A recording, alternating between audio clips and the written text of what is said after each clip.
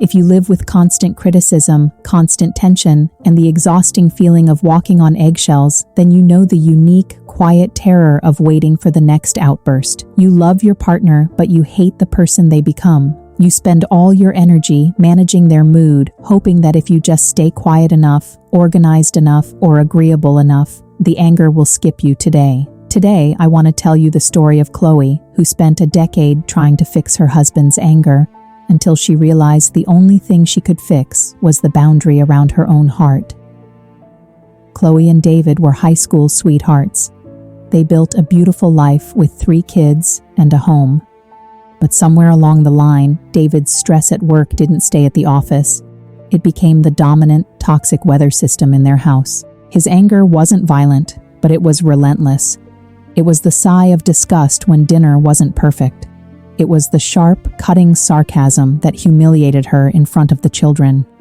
It was the sudden cold silence that lasted for days because she had asked him to help with the laundry. David wasn't just angry, he was rude, and he treated Chloe like his personal emotional punching bag, the safest target for his own unmanaged frustrations. Chloe's entire world revolved around David's mood. She started avoiding certain topics. She developed a high alert system, tracking his body language from the moment he walked in the door. She tried to be the perfect wife, the perfect housekeeper, the perfect buffer between him and the kids, all in the impossible effort to control his peace.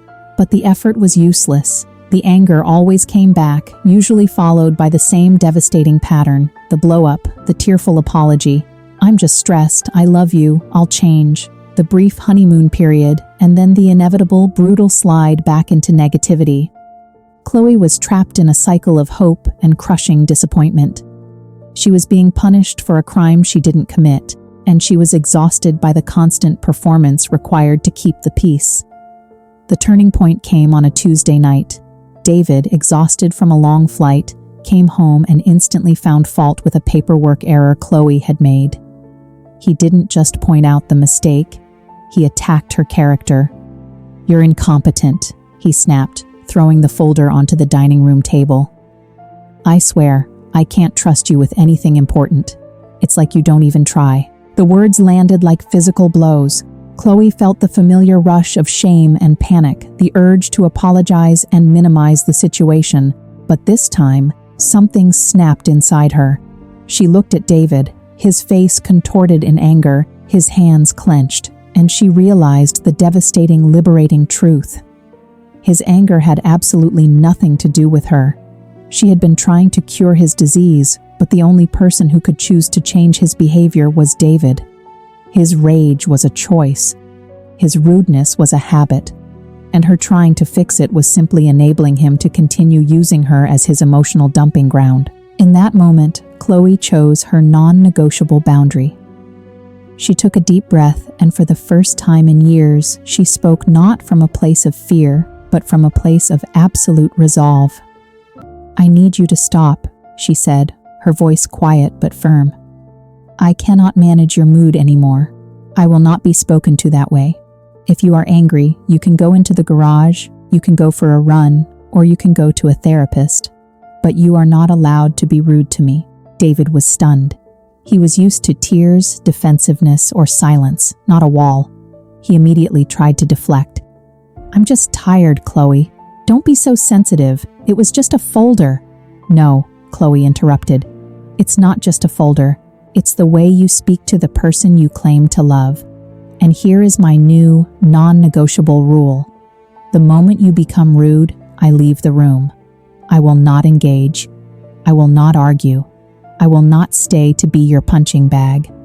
You can choose your words, or you can choose to be alone, but you will not do both." That night, she didn't wait for his reaction. She walked into the guest room, locked the door, and slept there. She felt the fear, but under the fear, she felt a powerful, cleansing surge of self-respect. The story doesn't end with David instantly changing. He fought back. He was confused. He tried to provoke her, but Chloe held the line. The next time he snapped at her over the car keys, she didn't argue. She simply picked up her phone, walked to the patio, and stayed there for an hour, reading a book. When she returned, he was quiet, alone in the kitchen. He had been forced to sit with his own anger without her presence to absorb it. The power of Chloe's recovery came from realizing this. You cannot fix his anger, but you can control your exposure to it. The most important thing you can do when your partner is constantly angry and rude is to stop trying to heal them and start fiercely protecting yourself. You set the boundary, you enforce the boundary, and you choose peace over the desperate, exhausting desire for their approval. If you are listening to this, and you are exhausted from walking on eggshells, please know you are not the problem. You deserve respect. Your first step toward freedom is establishing your non-negotiable line. You don't have to leave the house, but you must leave the room every time the rudeness starts. Choose your peace. If this story resonated with you, hit the like button and tell me in the comments, what is the first boundary you are going to draw in your relationship? Don't forget to subscribe.